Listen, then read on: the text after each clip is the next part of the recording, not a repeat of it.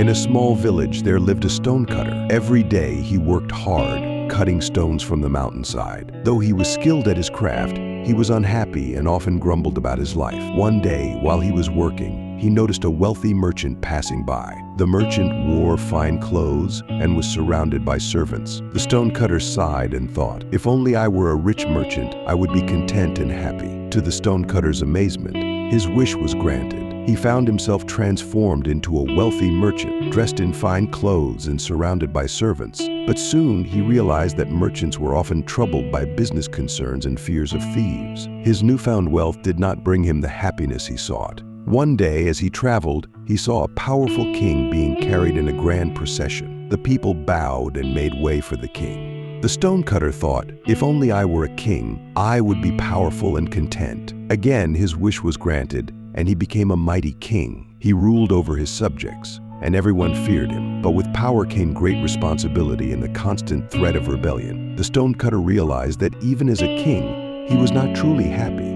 One day, as he looked out from his palace, he saw the sun shining brightly in the sky, indifferent to his power. The stonecutter thought, "If only I were the sun, I would be the most powerful of all, shining down on everything." His wish was granted once more, and he became the sun, shining brightly and spreading warmth across the land. But soon, a dark cloud came and blocked his light. The stonecutter thought, "The cloud is more powerful than I am. If only I were a cloud, I could block the sun."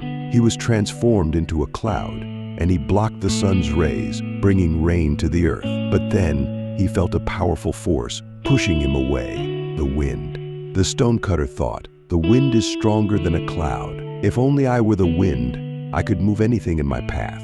Once again, his wish was granted, and he became the wind, blowing across the land, bending trees and scattering leaves. But when he tried to move a large rock on the mountainside, he found he could not budge it. The stonecutter thought, "The rock is more powerful than the wind. If only I were a rock, I would be the strongest of all."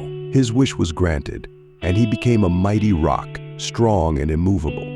But as he stood there, he felt the sharp blows of a tool chipping away at him. He looked down and saw a stonecutter diligently working away, shaping the rock. The stonecutter thought, "The stonecutter is more powerful than this rock. If only I could be a stonecutter again."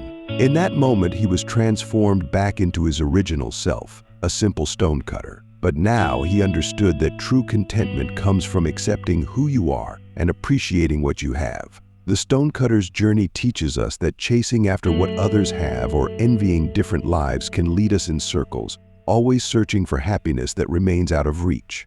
True peace and contentment come from embracing our own path and finding joy in the life we already live. If this story resonated with you, please like, share, and subscribe for more stories that inspire mindfulness and peace. Remember, contentment is the key to a tranquil life.